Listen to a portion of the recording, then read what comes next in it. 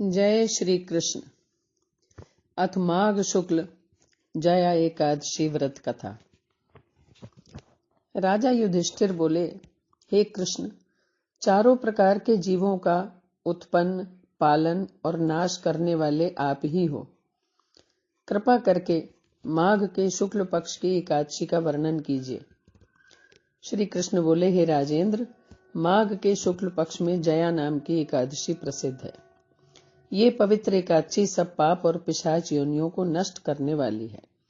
इसका व्रत करने वाले को कभी प्रेत योनि नहीं मिलती। इसकी सुंदर कथा जो पद्म पुराण में कही गई है वो मैं तुमसे कहता हूं। एक समय इंद्र स्वर्गलोक में राज्य कर रहे थे। देवता उस मनोहर स्थान में सुख से निवास करते थे और अमृतपान करते थे। अप्सराएं उनका सेवन करती थीं। वो कल्प वृक्षों से सुशोभित प्रसन्नता से 50 करोड़ नायिकाओं से नृत्य कराता हुआ बड़ा प्रसन्न था। वहां पुष्पदंत नामक गंधर्व गान कर रहा था। चित्रसेन नाम का गंधर्व, उसकी पुत्री मालिनी और चित्रसेन की स्त्री भी वहां आई। मालिनी का पुत्र पुष्पवान और पुष्पवान का पुत्र माल्यवान हुआ। पुष्पवती नाम की एक गंधर्वी माल्यवान पर मोहित हो गई।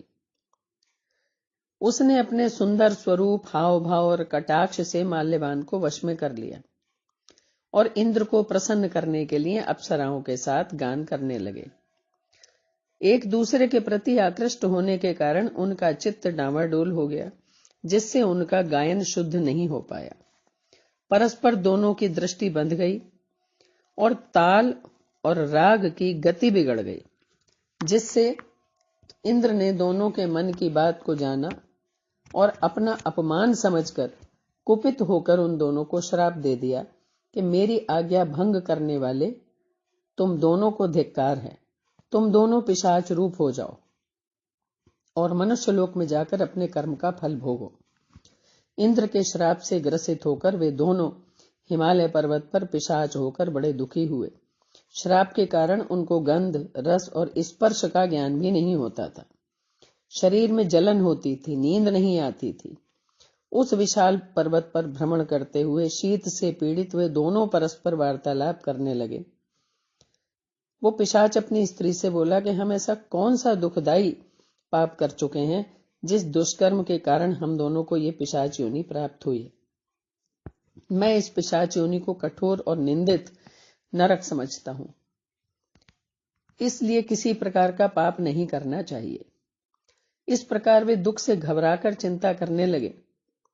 दैव योग से माघ के शुक्ल पक्ष की एकादशी आ गई। तिथियों में श्रेष्ठ जया नाम की एकादशी प्रसिद्ध है। उस दिन दोनों ने कुछ आहार नहीं किया। दोनों दुखी थे। पीपल के पेड़ के पास पड़े रहे। उसी तरह पड़े हुए उनको सूर्यास्त हो गया। रात हो गई। जाड़े से कांपने लगे और जड़वत हो गए।